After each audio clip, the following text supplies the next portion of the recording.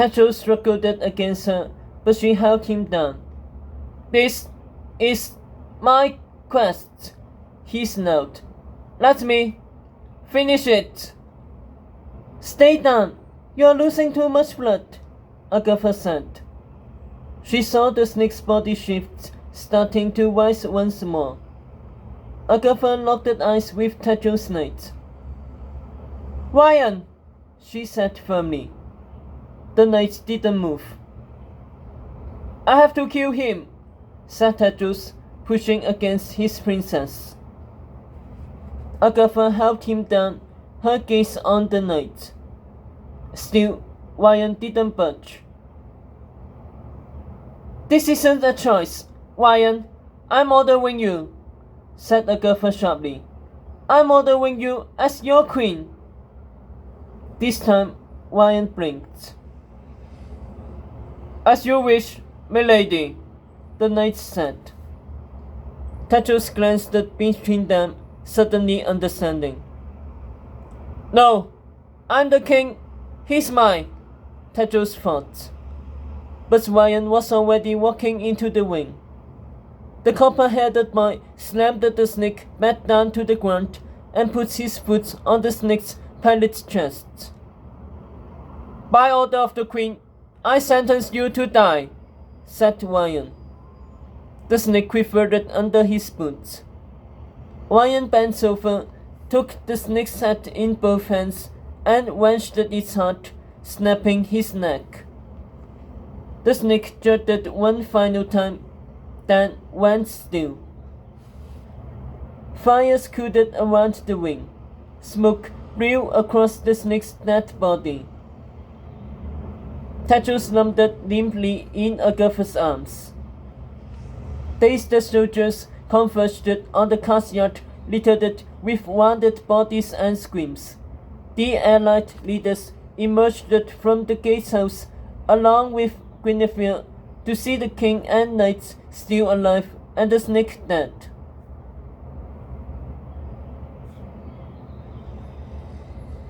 The depleted army unleashed a cry of victory. Over their heads, William and Borden rang the bell in the Blue Tower, which echoed down to the city, where bells tolled in response and a cheer resounded, signaling that the people of Camelot knew the snake had been killed.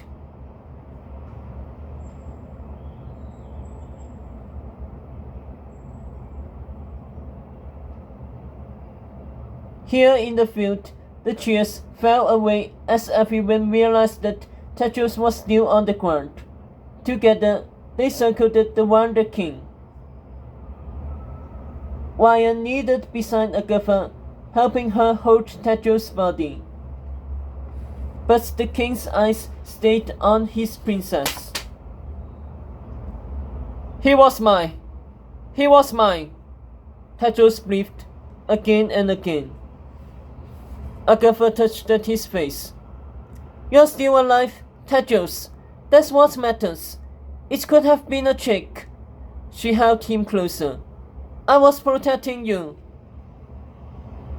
Tedros resisted. "But you didn't protect me. You held me back. You always hold me back," he said, looking right at her. "You don't have faith in me, Agatha.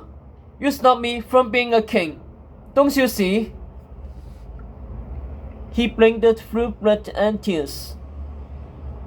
"The only trick is you." The words hit Agatha like a stone.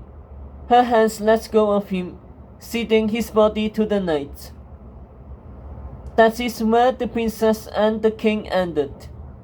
Because the people of Camelot were already flooding through the gates, expecting a celebration. By sunrise, the royal grounds were filled with elves and nymphs from all over the woods, eager to see the dead snake and the lion who killed him.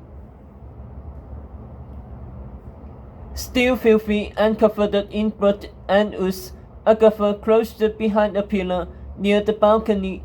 Two elves dropped on the people beneath.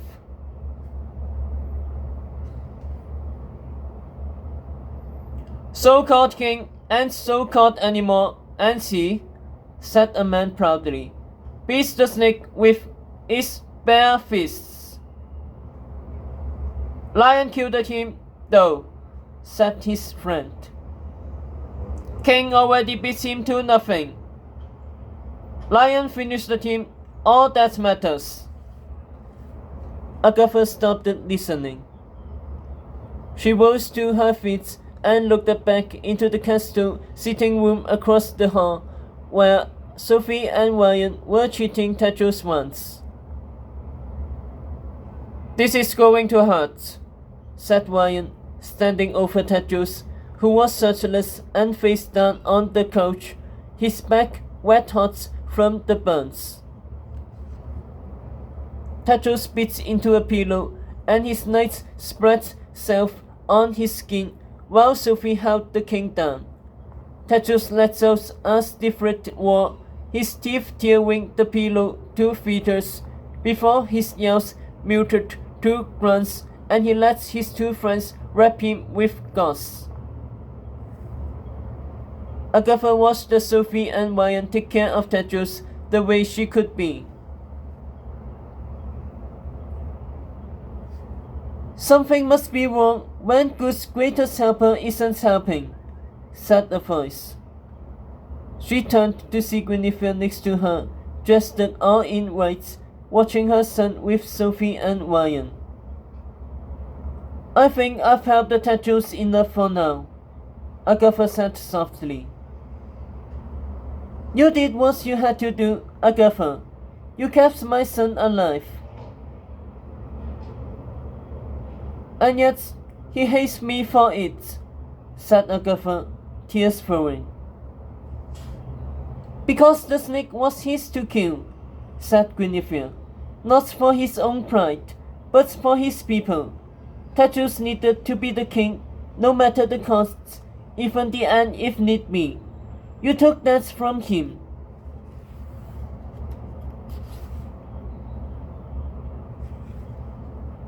But I didn't want him to end up like Lancelot, Agatha argued, smearing at her eyes. I didn't want him to die. Surely you understand that. More than you can ever imagine, said Guinevere starkly. I didn't want Lancelot to die, Agatha. Of course I didn't. And yet I asked him to go into the woods with Tetros, knowing he might. Agatha shook her head. But you just said I did what I had to do. So which is it? Which is more important? Keeping Tetros alive or letting him be a king when he might die for it? Guinevere smiled sadly. Welcome to being a queen. She touched Agatha's shoulder and walked inside. A short while later, Agatha returned to the sitting room, bathed and dressed in a black gown, with Professor Dollface back on her arm.